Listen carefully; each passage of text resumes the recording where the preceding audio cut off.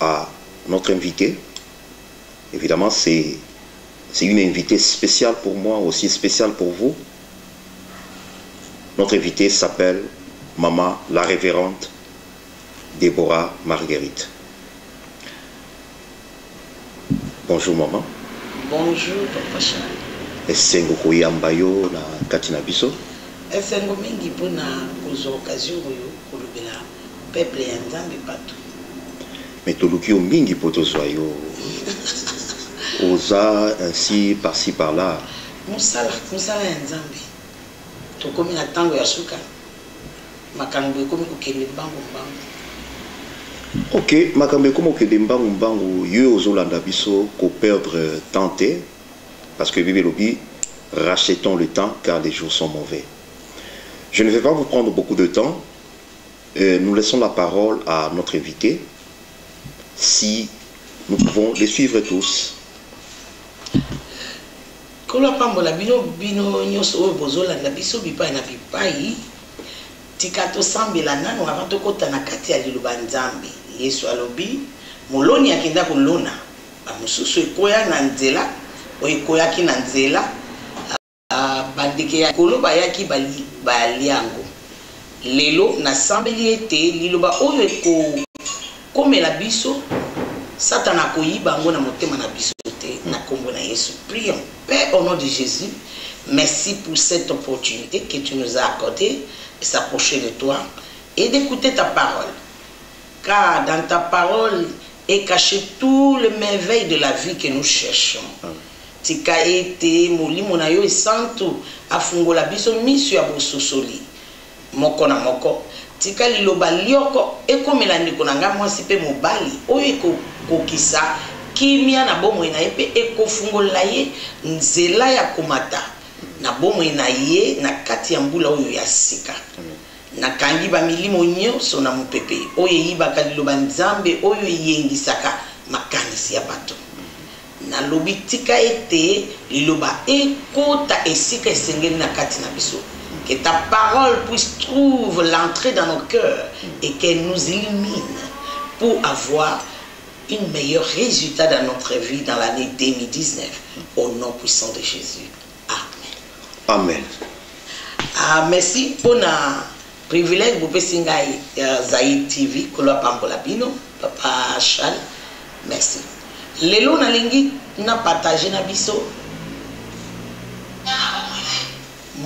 Mutuya yako rééduquer makanisi na biso pona nini eza mbula ya sika ani oyo tobengi yango 2019 yango pe toza kaka 12 jours nanu toke musika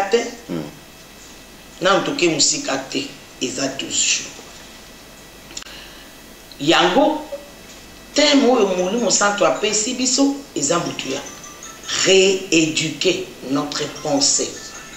Comment rééduquer notre pensée na lingala kopesa makanisi na yo éducation ya sika lolenge ya sika ya komona makambo tika to banda na mukanda ya Roma chapitre 12 tokotanga verset 2 ezo ça la résumé ya partage tolingi tout ça kozala impatiente sokoza esiko kozwa bible na yo zwa bible na yo lelo pe komi facile kozala na bible pembeni na kati ya téléphone. Lisons Romains chapitre 12 verset 2. Ne suivez pas les coutumes du monde où nous vivons. Version Moussousou et Lobi. Ne suivez pas les coutumes du jour.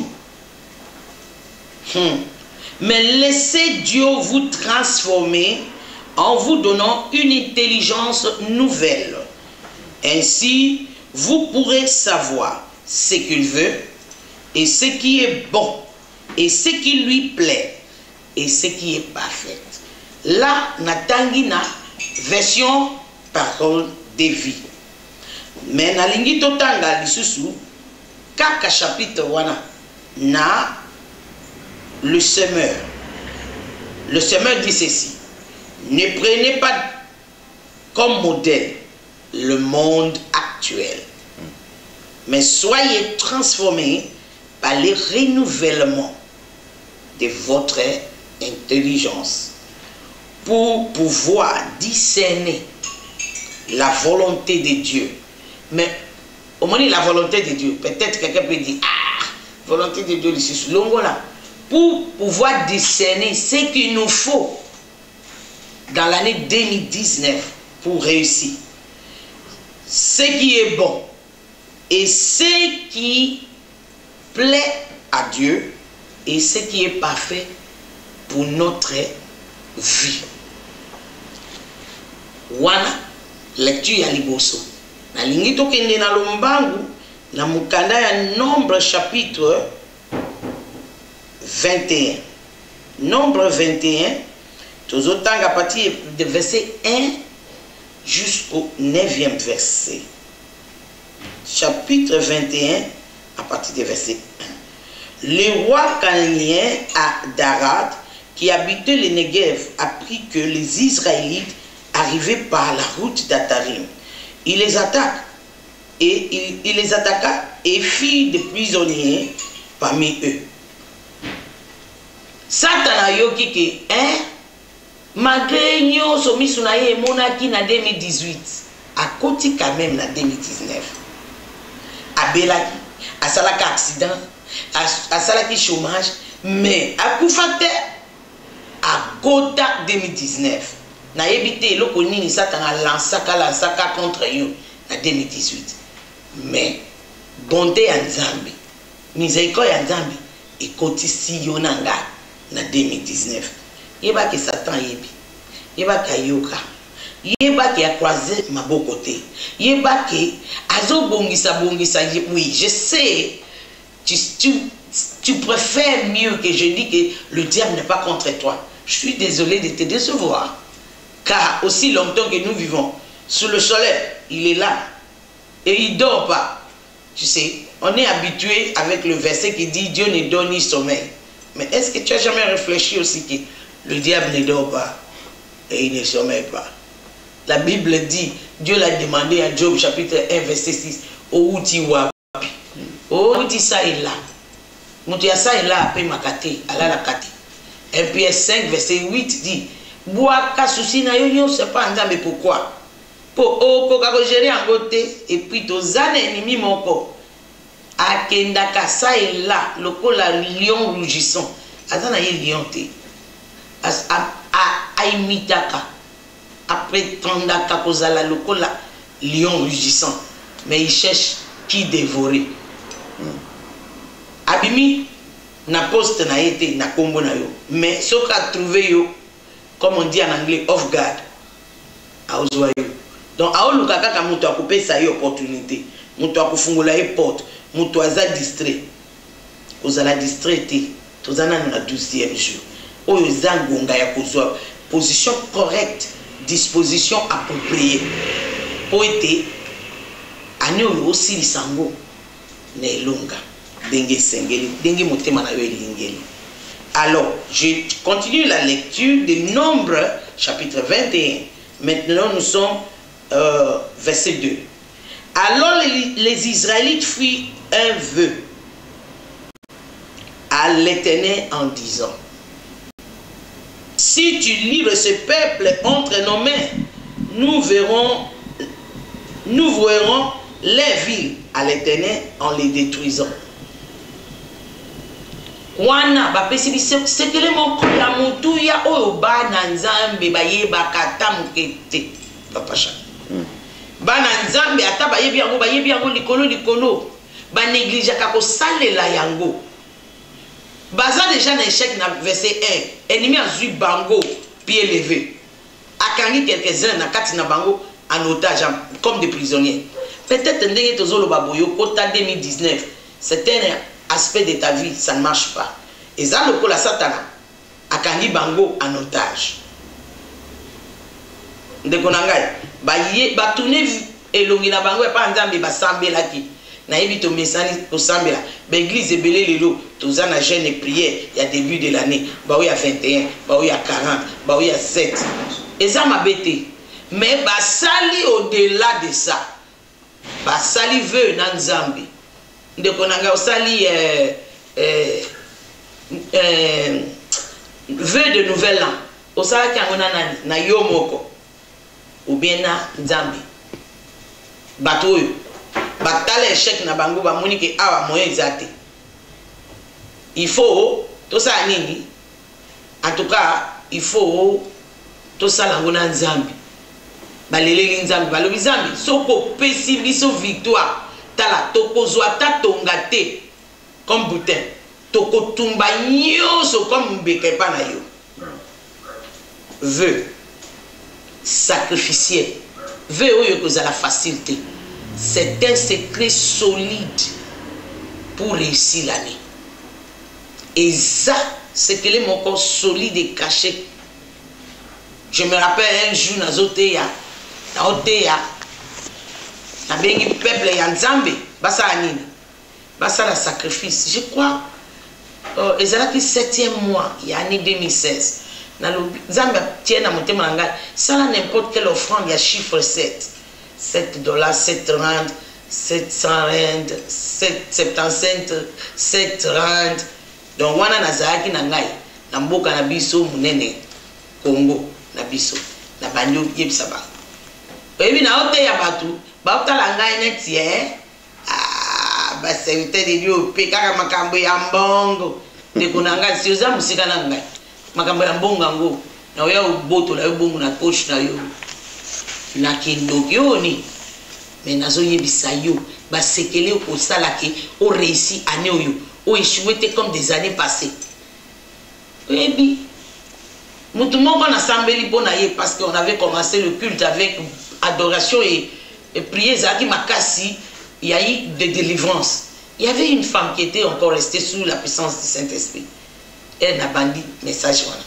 Bala moko esprit et bandolo bakati na te oyebisa bango basekele wana te wana eza ya biso ba occultiste kaka muko oyebisa bango te oyebi bato oyo babningani te ergana zote ya erba yoki demo alobi batelemi babandi ko pesa offrande kozela te satana beta yo ou avant de rappeler le message fais ton vœu à l'Éternel. Zambi année passée nazwa ki échec côté boy atakutu année passée, n'a pas qui réussite. Mais ça va devenir un échec. Ce côté qui a un niveau, il y a réussite. Dis à l'Éternel, cette année, je vais aller plus loin. Je vais aller sous le montant comme l'aigle. Ça la veut. Bateau, ça la qui veut dans Nzambi. Yoka réponse, il y a Nzambi dans verset 3. Ozokuta na nabiso na minito, tozana kati ya mukanda ya Nombre chapitre 21. Mais nous lisons verset 3. L'Éternel exauça les Israélites et leur donna la victoire sous les Cananéens. Les Cananéens, ils sont malades, chômage. Boutum boutum. Entre eux, na partenaire na yo na kati ya mariage. Bana clé moko Bible ezola kisabiso ya gowana. Il lui verrait en détruisant les villes avec leurs habitants. Et l'on donna à ces lieux le nom de Oma, c'est-à-dire destruction. Yoka, au moins histoire, qui est côté, et souka qui bien, bakutani na problème. Bakutani na problème. Bala momo baki melinzambi. Basambelaki, basalaki vœu na bango, bapesaki vœu na bango, Zambi a exaucé bango, makambo na bango eke bien. Mais kaka na miniti, ba changea. Dans la verset 4.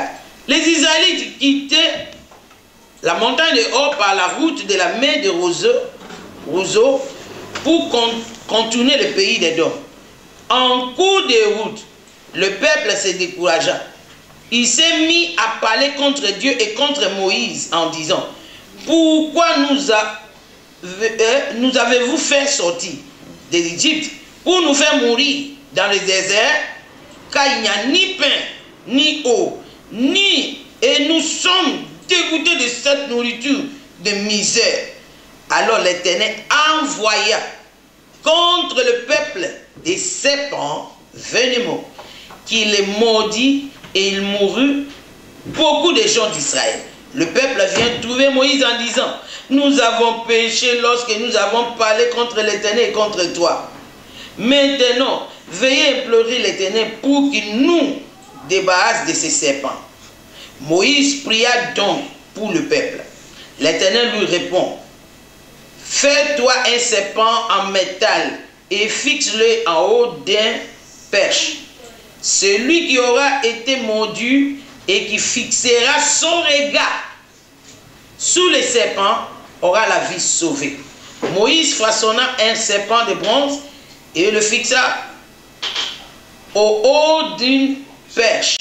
Dès lors, si quelqu'un était mordu par un serpent et qu'il levait les yeux vers le serpent de bronze, il avait la vie sauvée. Dans l'obit aussi, il s'accaka lecture jusqu'au verset 9. Au moins, il va tout ba utika kasiko okozwa victoire. Yo muto témoignage qui l'église année passée, peut-être le 29, le 28 ou bien même le 31 décembre. Déjà le 12 au bandi ko yima yima. Zambe alingi makambo ya ko yima yima te.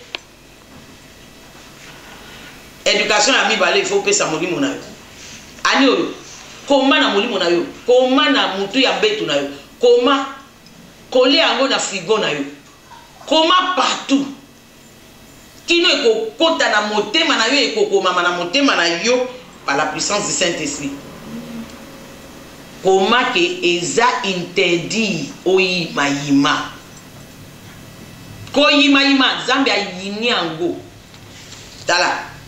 Biso moko sans consulter le banzambi to catégoriser ba masumu oyo nde masumu makasi oyo nde lisumu muke tika na yebisa yo e pa nzambi lisumu muke ezate souci eza lisumu kendo tanga Marc chapitre 7 ba kutu l'air yesu azolo ba biloko oyo ebebisaka mutu na kati ya liboso abimisi eza souci. Dans le but, maman, il y a combien de soucis? Soucis de beau taka, mir. Ce qu'on va dire au banga, na sans sortir n'engeni, ma pesingai, préavis, na bimanandaku, ba bengani banana classe, sikoyo, na suka wapi, na mituni yawe, ona nini boyo. Tikana yebisa yo, ane oyo, ne vis pas comme quelqu'un ordinaire, car tous ceux qui l'ont reçu, il les a donné le pouvoir de devenir enfants de Dieu. Pour la comédie, les choses anciennes sont passées. Nous sommes maintenant espèces nouvelles d'être. Des choses anciennes sont passées, toutes choses sont devenues nouvelles. Tokomi banzambe awanase. Mboloko abotaka mboloko. Zambe abotaka nani? Zambe likolo ya malade. Zambe likolo ya problème. Zambe likolo ya trouble. Il faut bandako éduquer molimo na yo o bandako mimo na bongo. Problème est koi, ok, c'est pas grave. Problème est yaka kanase ya moi. Mais moi là, Zamba salinga lokola ye na za likolo ya problème. C'est-à-dire na sana solution elongo na nzambe. Ulio bandako yima Zambi batoyo. Ba wuti ko vivre victoire na munene ya nzambe. Tozonga kutuli susu empesima ba wuti ko bima na kati ya boloko na captivité il y a 430 années. Lorsqu'ils avaient déjà oublié qu'ils pouvaient être sauvés et délivrés. Zambia yaki. Zambia s'est manifesté pour na bango. Abimisi bango. Akoki sa promesse apesa ki bakoko na bango. Baposani yango na minute. Kozala bongo te. Kutu soki nazayo, moi oyo mobimba. Na komi tiers discipline moko, na lingi na kumisa Nzambe quoi qu'il arrive. Na kopesa Nzambe merci. Ça me rappelle d'une femme oyo abotaki na âge à 64 ans. Oyo kinga bien 64 ans. Je n'ai pas dit 54 ans. Na ministère ya papa nangai. Chapelle des vainqueurs. Zemi wana yaki neni. Papa te bango merveille. Il y a louange, adoration. Maman on a vu qu'à décision oui. Na ça la jeune il y a louange, adoration 21 jours. Na kubanda kokumi sanzambe 7 heures de temps chaque jour. Soka lamuki azo sengelo ko mon côté abandi ko compter les bienfaits de l'Éternel. L'Éternel est bon, son amour n'a pas de fin. Abandi au tatola, abandi au kumisa, atie musique, abine linzambe. Kino 7 heures de temps ikokoka. Le loisili, lobby. Elle a silisi abandi ko yoka nzoto bizarre. Et ça nini boy. A traiter malaria azoyo kaka bongo. Accueilli hôpital ba meki be. Infirmière le kaka en blaguant qui na comprendre tout ça la ta test ya grossesse. Maman tali test ya nini. Mais ma sali test ya grossesse, et ça qui grossesse. Wow. Abota ki mwana mukolo ya ki l'église. Message ezala quitté. Li boma na kokumisa nzambe. De bonangai, c'est ta tête humaine qui te dit que c'est impossible. Rien n'est impossible à Dieu. Otangango na tangiango. Mais nous vivons comme si eza slogan mon boy. Eza vérité, c'est la vérité. Je ne sais pas là où tu te trouves maintenant. Na yebite défini. Mais loko moko na lingi au sala na ane corriger mutuna yo. Longola ko yima na mutuna yo. Omoni awa ba yimaki contre les abe kakate na contre musali na ye. Oui. Ah mokili ya lelo kutu somo na ko yima contre musali ya nzambe. Le bi o siko alinga à défendre ba serviteur de Dieu na kati ya ba buzo ba yonso bazo sala ndeko na ngai mosali yonso koko ya na kotelema na ye ezalaka par rapport à moto engagé ye ezalaka par rapport na yo te ezalaka par rapport na yo te. Apprenons à vivre par des principes. Tu sais quoi, la différence entre l'homme blanc et l'homme noir, c'est le respect des principes, tu sais. Mundele akendaka musika pour respecter les principes. Azama bena lolenge na ye ya musakanate. Mais ayekoli eloko moko. Pour na ko faire avancer vie, il y a certains principes au bukate.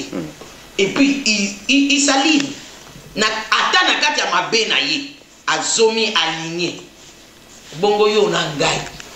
To yebi ke zambe azazambe ya sentiment te azazambe ya principe. To zonga na principe. To pesa éducation sikana mutuna biso. Car tel pense un homme dans son âme, tel il est. Oui, Proverbe 23, chapitre 7, verset A. Partie A plutôt. Kende pe na Proverbe wanakaka, chapitre 4, verset 23. Prends garde à ce que tu penses au fond de toi-même.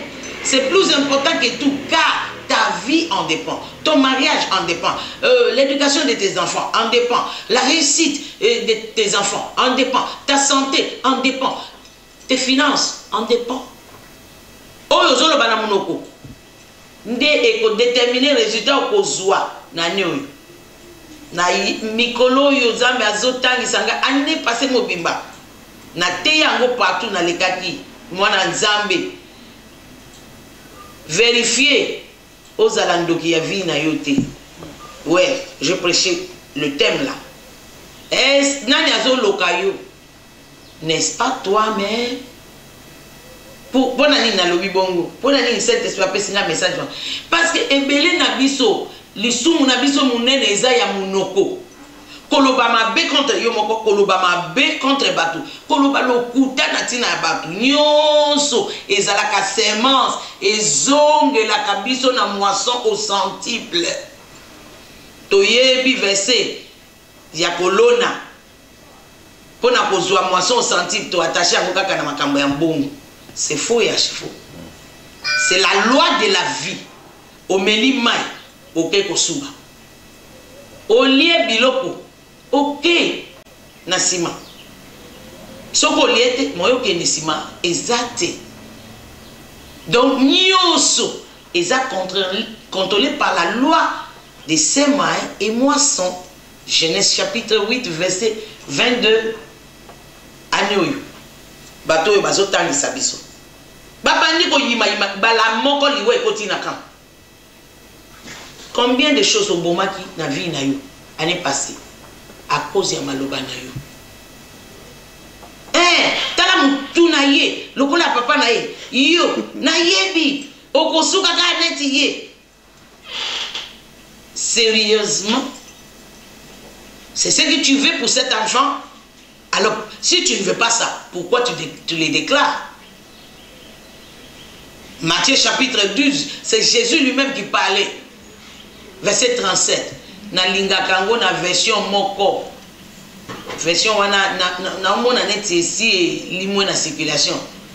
Version le livre. Verset 37. Le mot que nous déclarons maintenant reflète notre sort futur. Bon, zongela ta nombre. Soko zongi na nombre. Chapitre 14 verset 28. Qu'est-ce qu'elle dit? Elobi. Zambazo lobana Moïse. Allez les dire ceci. Je les traiterai selon la parole que j'ai entendue de leur bouche. Ozo lobani ni pour na vie na yo na 2019. Totana na ebande. Changer ma loba. Corriger mon oko. Hein? Sukula mo. To sukula ka mon oko physique na dentifrice, hein? Te. Balo sukula ngo na makila na Yesu. Sukula ngo na liloba nzambe. Simba munoko na yo loba munoko na ngai. Na beleli makila na Yesu likolo na yo. Ko banda lelo ko banda ko loba kaka maloba oyo pesa kangolu. Oyo pesa ka bomoy. Proverbe chapitre 18 verset 21. La mort et la vie. Bon résultat et l'échec est au pouvoir de notre langue. Ces gens ont commencé à mal utiliser les langues. Pas seulement contre eux-mêmes, mais contre l'Éternel et contre son serviteur. Tikana ye bisayo. Correction ya musali ya nzambe izana maboko na yote. Tika bokota ba makambo etali yote. Oui, bazo sala mabe. Je suis servante, je suis conscient. Il y a des charlatans qui sont déjà infiltrés notre milieu. Il y a aussi des vrais qui se sont laissés séduire et détruire. Mais cela ne nous donne pas la permission de les critiquer. Dieu est un Dieu de principes. Tu veux me dire, ok, nayebi mutumo kalobaka oza trop petit pour nous corriger nga. A cause oza trop petit pour okoyebisa nga eloko yo remarquer wana. Zambe amoni yango te. Ah, siko yo lingo tangisa nzambe ndenge kosala musala na ye. Na ko corriger basali na ye. Ano yo concentrer nanu na yo na nzambe. Relation na yo na nzambe. Kota na kuku na nzambe, na le sang, na jet, na méditation de la parole. Lorsque le Saint-Esprit te parle. Nde memi biso na Romains chapitre 12 verset 2. Wana lobi asala nini? To sala nini? To se laisser corriger. Tout se laisser transformer, tout se laisser éduquer par Dieu. Que Zambe appelle sa biso nouvelle intelligence, nouvelle manière de réfléchir, de voir les choses. Yangonde maman na likambo tozolo balelo. Okoki ko continuer tendengo banaki ko sala ba année passée, année oyope ozela que résultat na yo ezala différent. Non, c'est impossible. Fais la même chose de même manière et attendez un résultat différent. Oh, c'est la folie. Ezaliboma, ezabolema, aneoyo, vanda. Oh, but you anglais balobi new year resolution. New Year resolution without New Year disposition will not give a good result at all. Oh, résolution de nouvelles langues. Sans prendre de nouvelles dispositions, ça aboutira à rien. Beaucoup de résultats aux qui l'année passée. Mais Ano ezana no ebele liboso na yo eza checké en blanc. Tu peux écrire des nouveautés. Mais pour écrire des nouveautés, il faut rééduquer les pensées. Parce que l'homme est ce qu'il pense. Si tu peux changer ta façon de réfléchir, tu vas changer ta façon de croire. Et quand tu changes ta façon de croire, ce que tu crois, c'est ce que tu verras. Ouais. Yango, tozo partager l'histoire ya bana Israël. Tala makamune les zambe asaleli bango. Ba uti ko bima na captivité ya 430 années. Ba kutani na bitumba na nzela zambe alongisi bango na veu. Ba koma baba na ko se plaindre na makambo ya pampamba makambo mike mike. Uma izate lipezate na mana ngozo lesa biso ya guma be mama ato lié kaka lipa omeli mai pe sanzambe merci yo zana kati ya ndako na yo ato zo babimisi yo na ndako zo luka ndako quand même ozana boloko te bongo mutu azana boloko ayebi mukolo akobima te tozala reconnaissant ozana bomo yo tomboli maboko etombwami otomboli lokolo etombwami okoki kobima koluka ndako mususu okoki kobima koluka musala mususu. Pourquoi tu veux perdre l'espoir? Sala na espoir omoni ngozotala naza personnification ya oyo espoir na kati ya Nzambe ekoki kosala. Je ne peux pas t'étaler tous les événements de ma vie passée, mais je peux te dire une chose. Ceux qui ne perdent pas l'espoir, akomona munene ya Nzambe. Ouais, ngana zomona munene ya Nzambe. Kuti ndenge na Nzambe ato lobi to sambela to senge pa ya Nzambe na yeba na mona ka eloko na ninga senga te. Nazala kaka na expression ya merci. Je veux exprimer mon désir, celui de t'adorer, moi.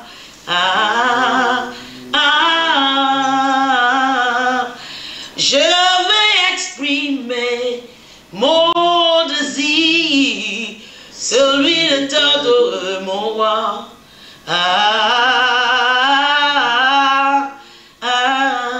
Comme un étendard, tu es. Comme un étendard, tu es. Tu m'as pas oublié, tu m'aimes encore. Tu m'as pas délaissé, tu m'aimes encore. Tu es toujours pour moi, tu m'aimes encore. Tu es là présent, tu m'aimes encore. Tala. Alingaka ye bolingo na ye changeaka te. Oui, même quand tu fais des bêtises, tes bêtises ne sont pas si fortes pour changer l'amour de Dieu pour toi. Ah ouais, ça peut bouger ta conception religieuse. Là, je ne te parle pas de religion, je te parle de la grâce de Dieu. Je te parle de la parole de Dieu. La Bible dit dans Romains 5, verset 5. Je crois verset 8. Lorsqu'on était encore pécheur, Christ est mort. Voilà. Maintenant, dis-moi, tu avais fait quoi pour qu'il puisse s'offrir comme sacrifice de notre propitiation? Rien du tout. Rien du tout. Il a décidé en lui-même, par lui-même, de nous aimer, de nous sauver, de nous racheter de pouvoir des ténèbres. Mais non. Tu crois que c'est maintenant qu'il te demande de faire quelque chose pour qu'il te fasse du bien? Non. Dieu a toujours de bonnes pensées envers toi. C'est pourquoi tout ce qu'il nous demande, c'est de croire. Croire dans sa parole. Apprenez de lui. Il nous donnera de repos. Bato ba boyi, ba bimi na mentalité na bango. Tika na lo basiko place wana. Poye ba ke nazo blâmer yote. Mais nazo la sa conscience na yo na likambo oyo esengeli o attaquer. Kutu oyo attaquer yango koleka ba démon. Omoni démon. Atana koka na maboko. tu peux dire au nom de Jésus, Satan, tout ce que tu as planifié contre moi est nul et sans effet. Si tu le déclares avec foi, et au qui ça. Mais, la pathologie des doutes et des murmures qu'on a hérité de nos pères, qu'on a hérité de nos anciennes situations et circonstances et environnements, elle est plus dure à anéantir. Soko koli nanda koyo mama se plaigne kaka, mama ganga kaka. Au monite yo pe okomi na libala na yo komi mutu ya ganga ganga. Papa na bino abandio beta maman na bino lorsque tu avais 9 ans.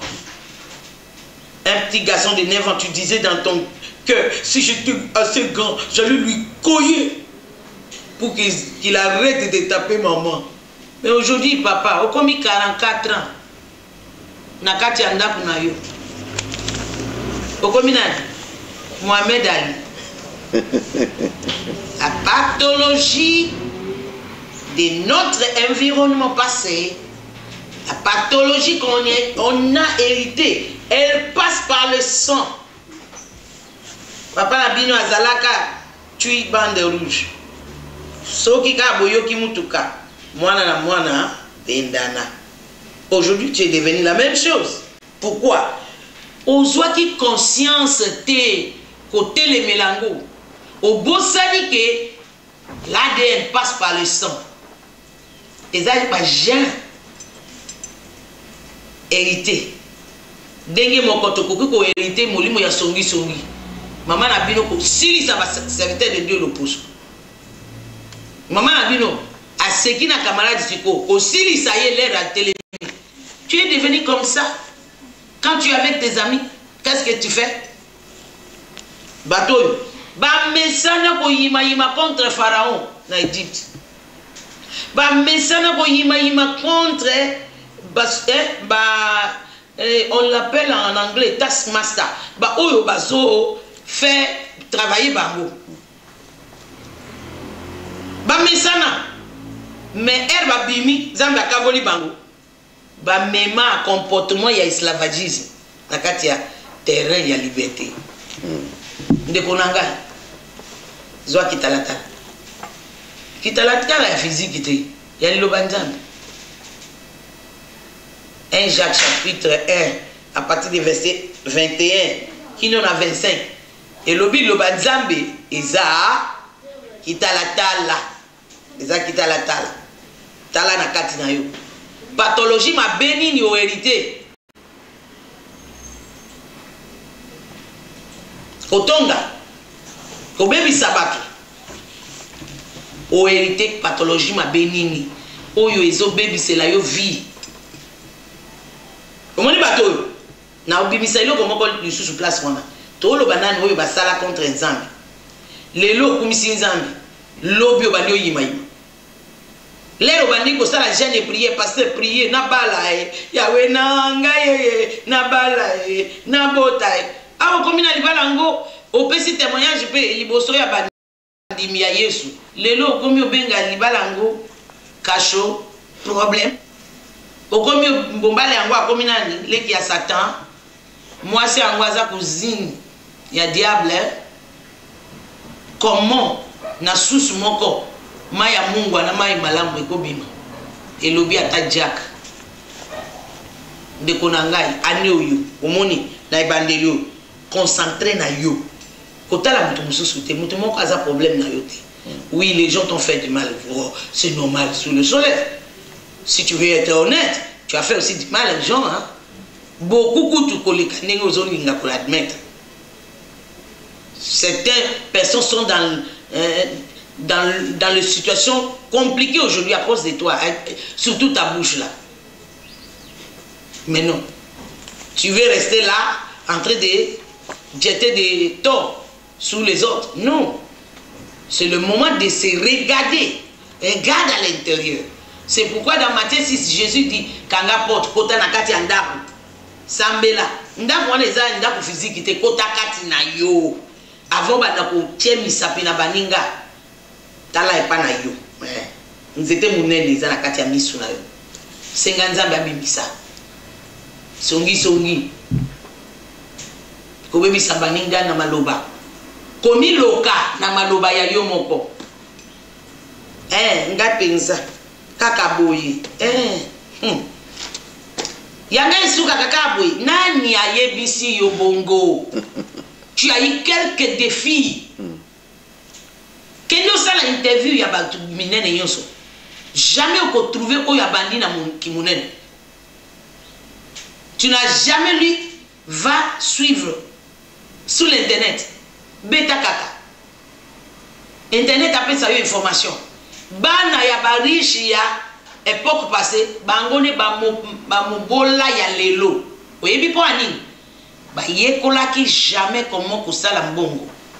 Ba polisi bango, ba yekoli ko liango. Ils n'ont pas saisi le principe que les papas ont appliqué. Ata ba oyo bazalaki na mbongo ya soloka, bongo ya bondoki. Yango omoni na mukolo ya lelo. Bala moko soka sacrifier mwana na ye enete akotisi ye na kati. Akeluka ba neve na ba nièce ya kolia. Parce que Satan peut asenga ka les meilleurs net nzambe. Nous sommes en train de parler de rééducation de notre pensée pour avoir un résultat meilleur dans cette année 2019. Nous avons appris dans l'histoire des enfants d'Israël la place de vœux sacrificiels pour avoir de bons résultats. Deuxième place, nous sommes en train d'apprendre, de changer de pathologies ou de gènes négatifs que nous avons reçus. Tu peux dire, ce qui est héréditaire, c'est qu'on regarde en salanine, au coquille au salé locaux. Récemment, je suivais une émission qui parlait de... les mots m'échappent, c'était en anglais. Mais le sens de ces mots-là, c'est quoi? C'est le fait que dans notre ADN, il y a des programmations qu'on a héritées venant de nos parents et nos grands-parents, de tous les deux côtés. Mais ils ont trouvé que pour que ça se déclenche et que ça commence à se manifester dans notre vie, ça dépend de nous, l'atmosphère que nous créons. C'est-à-dire ce qu'on crée, au yebi que na kati ADN, ya libota na bino, papa na bino aza couré de jupon, abota bino 20, na mama 10, ou na mama 7. Au yebi déjà que polygamie est na libota na yo. Oza mwana nzambe. Naza mwana nzambe, les choses anciennes sont passées, toutes choses sont devenues nouvelles. Je suis d'accord avec toi. Tout à l'heure là, je viens de dire ce verset-là. Mais il y a des choses à faire pour manifester cette privilège que Dieu nous a donné. Il y a un autre rééducation. Oyebi papa na bino, alingaka basi, ata yo lobi, te, apesinga kada pona ba difficulté ou expérimenter taki. À cause de style de vie, polygamie est kati ya makila na. Il faut attaquer à le sambo, kaka le sambo te, il faut zala na réflexion moko o yekope sango porte d'entrée ou bien force ya côté les matés. C'était le sens de cette émission. Et là, il parlait scientifique simple. Une dame a trouvé que na gène naie cancer ya poumon est à présent. Tendance nango. Alors, qu'est-ce qu'elle a dit? Elle a pris une décision. Jamais à cause de ta camarade yamuto amilaka cigarette. Oui, bon. C'est-à-dire, n'a commis pas cette opportunité pour tout la tenter. Bon, yo mwana nzambe. Oyebi que polygamie est pas na vie. Au bandi déjà, au sakana, na mwana moninga, mais tandis que oyebi que kobala yete. Et bandi lini. Ozo yebi ça, jeune wana ou hérité et la muka. Et banda musala nango. Oui, ozo créer atmosphère conducive pour que ezo amakasi côté les mains. De même manière, au pime la ye atmosphère wana pour que etika la ya kolala libela. Étudier jeune, il y a liné ya papa na yo na ya maman na yo. Éviter de lait nourri. Et ça, le coup là, la nutrition, comme presque toute maladie physique, et où tu as un stress, na biloko toliaka. Alors qu'est-ce qu'il faut faire? Ce qu'on communique, j'ai mon corps exact, na lignée na bino, il y a maladie songolo. Qu'est-ce qu'il faut faire? Il faut éviter biloko nyoso, pour provoquer un. Je me rappelle d'un homme de Dieu, Naboyi Kobenga Komona, parce qu'il est encore vivant, mais il est des États-Unis. Ayebani Mokil Mobima. Na lignée na bango a découvert que Bakoufa kana 40 ans. Oui, biso kutokota lango kaka kindoki, comme les Africains. Hein? Ils appellent le kutate. Ils ont liwa prématuré mususu. Ils ont provoqué kaka na alliance invisible faite. Mais ils ont ba mususu. Ils ont ba jeune ya bilialia o eritaki. Abandaki ko prier, elle a commis na 40 ans bani obela. Atuni nzambe menga na zo salela yo ngana ko kuva boitadi. Nzambe ayebisi ekata prière. Et ça, les gars, la prière, ils ont démonté, ont hérité façon de manger. Il y a beaucoup qu'on a eu. Maintenant, tu dois changer ça si tu veux vivre. Aujourd'hui, où je vous parle, elle a presque 60 ans. S'il n'a pas encore dépassé. Mais ça, c'était lorsqu'il avait 40 ans. Qu'est-ce qu'il avait fait? Oyebi, Moutongo Azalaki, Mounene Moko. T'es net une lutter au nom de Jésus. Mais est-ce qu'il Yebi, il s'est discipliné au point que a commis mouké, a commis mouké, a bimisi, on est en anglais, six pack. Donc, l'ibounaye, slim, et comment il fine. Mais ce qu'on t'a dit na bomoto, lobby, c'est impossible. Mon toi ça commis à c'est faux et archivo. Attends, Nalandi, Makambo aerobics, une dame a commencé l'exercice lorsqu'elle avait 50 quelque chose. Ngana moni à âge de 64 ans. Si on peut ça âge, on peut ça 35 ans. Elle a changé. Tu peux changer ta vie. Tu peux changer ta façon de faire. Tu peux changer ta façon de réfléchir. Pour nous, ce changement, c'est où tu as une mentalité. C'est pourquoi nous sommes tentés d'attaquer notre mentalité, notre façon de penser. Ce qu'on change, nous sommes changer. Ce qu'on dit que quand on a des exemples qui sont monnaie, ou les bébés samki, au Katango. Ce qu'on accepter awa ke koloba négativité, Bible pekisi yango parce que ça m'a bé pour la vie na yo. Au mona au comme na niveau moko lingo bimisango boy e boy comme. Surtout ce commis pesi discipline ya ko sala o esengeli. Ce qu'on avait lu dans Proverbe chapitre 12 verset 2. Vanda na kati ya liloba nzambe. Médite les jours et nuit.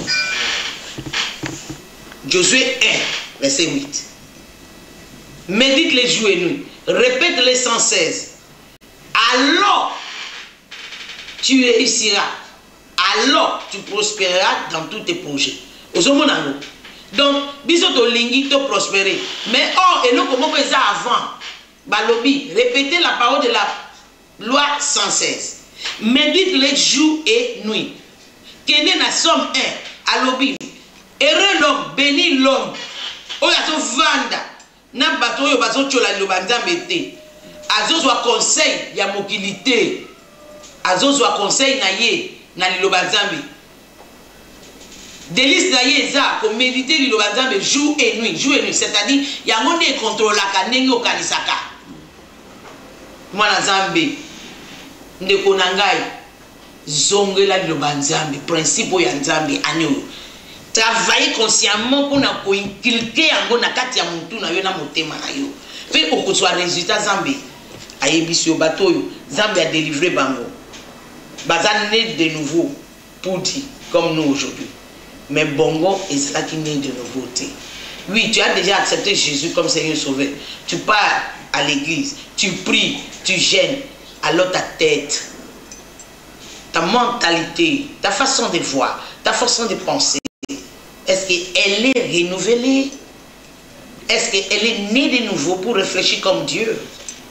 Ou bien tu continues à réfléchir comme votre maman, tu continues à réfléchir comme votre papa, tu continues à réfléchir comme les gens qui ont influencé ta vie là où tu as grandi. Peut-être que tu n'as pas grandi avec tes parents.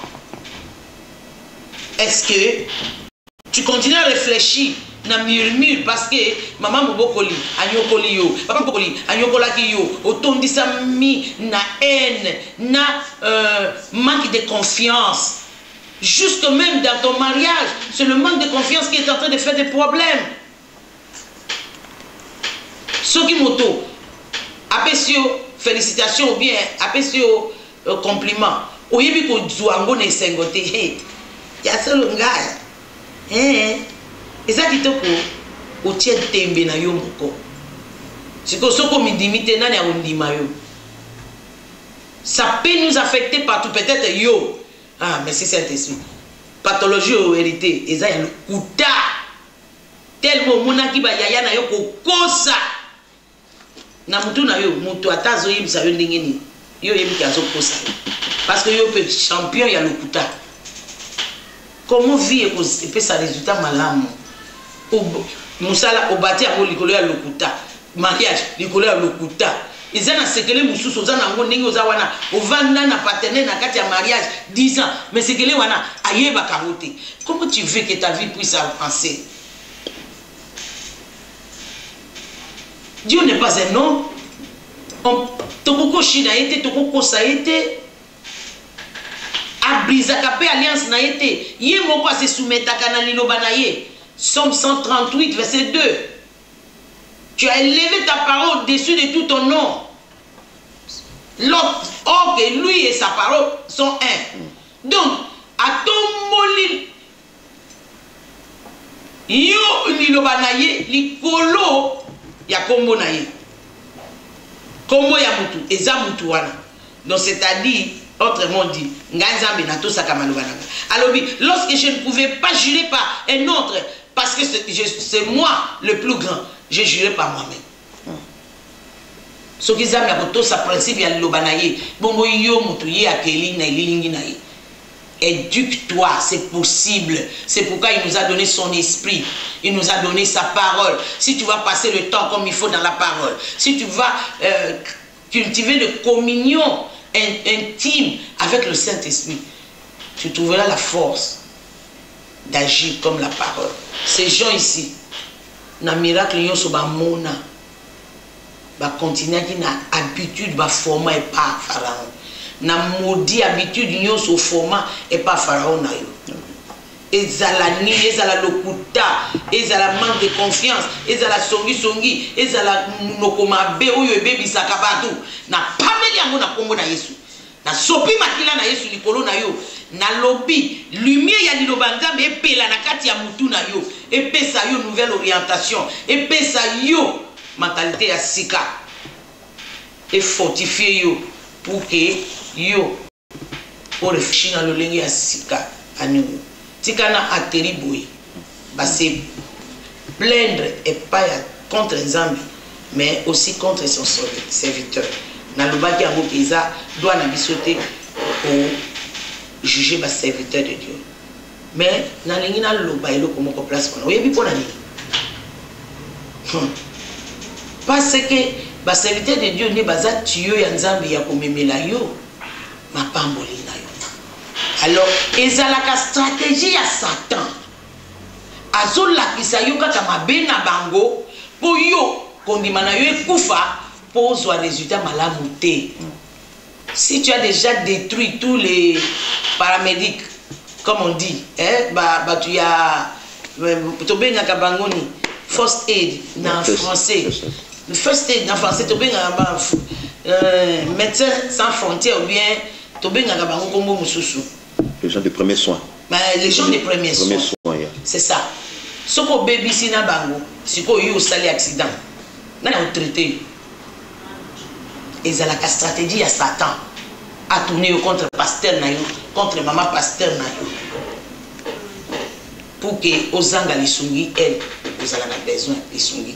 Mais souka souka, baleli Moïse. Et puis Moïse a semblé.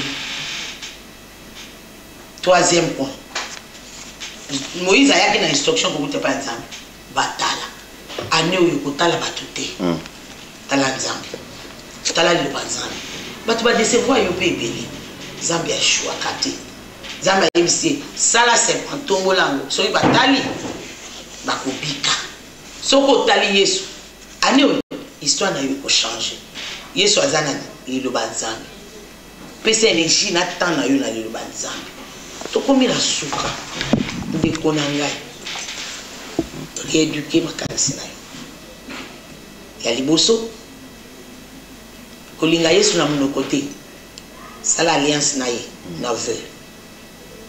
2. Longola ko yima zala mutuya action de grâce na louange tango yoso. Ya reconnaissance. Toi, ko utiliser mon na yo mabete ou bien DB. Soko lingo loba natina bato. Loba ya malamu soki te kanga munoko. Soko lingo pesa rapport ya makambo na yo. Loba ngo na façon positive. Soko yebi okoko loba ngo na positive te kanga munoko. Troisièmement, longola misu na yo na mabe ya basali ya Nzambe. Dimela Nzambe na bango, zwali loba na munoko na bango. Et finalement, talela Nzambe, il est fidèle. Je lève mes yeux vers la montagne, Dieu me viendra le secours. Ma forteresse, c'est toi, Jésus. Mon bouclier, c'est toi, Seigneur. Et ta puissance descend sur moi. L'onction divine comble mon cœur. Tika été 2019. Et ça la année, il y a témoignage pour nayo. Na semoli loboko. Na lobi oyo esalaki neti ko selumuka yo na 2018. Année oyo oko saisi yango na nguya ya Nzambe. Na sengi lumière ya liloba Nzambe epela makasi na kati ya bongo na yo.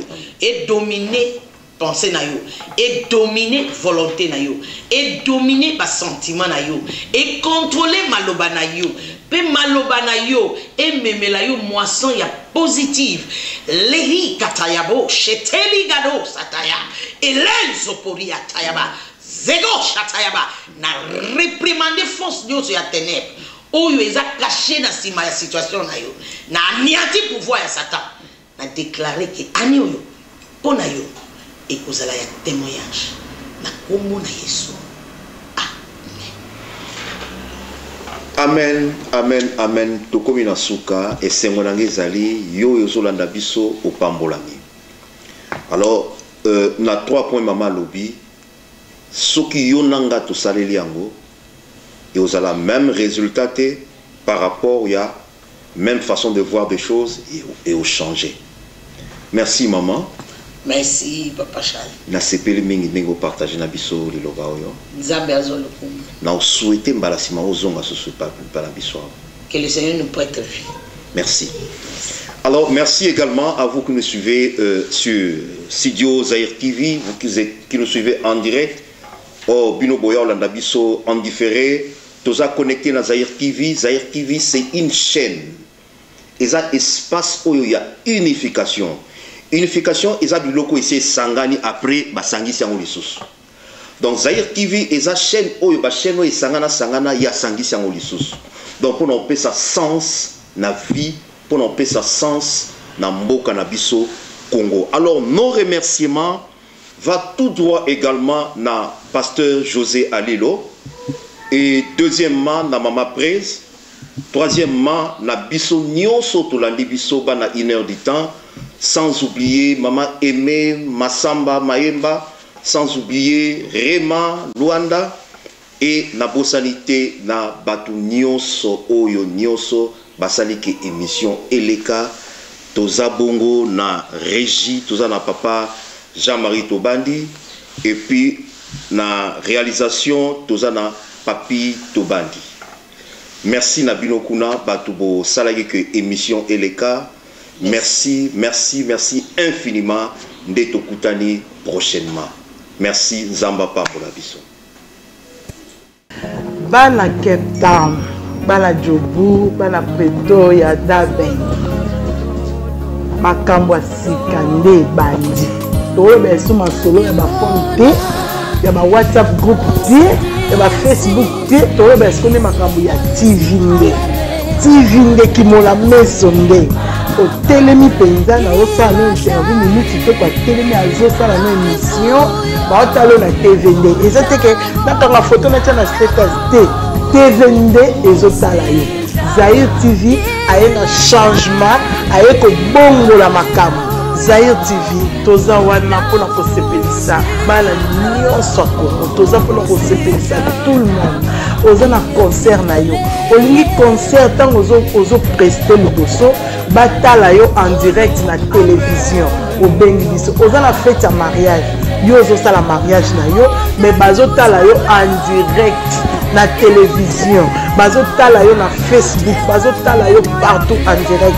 Toza la pour nous même anniversaire, prédication, enseignement biblique, émission mon sala peut-être interview yo moko oza na laptop na yo, au vandiwana, ozo sala émission na yo, au bengi biso tokolekisa yo tango yo ozo sala ngo devant laptop na yo, tozo lekisa yo en direct na télévision, bazotala yo monde entier. Na bengi sibilo nyonso, bolia boza contact na biso bobenga biso ba matériel eza epelé, boza besoin ba light, boza besoin caméra, boza besoin nyonso bobenga biso.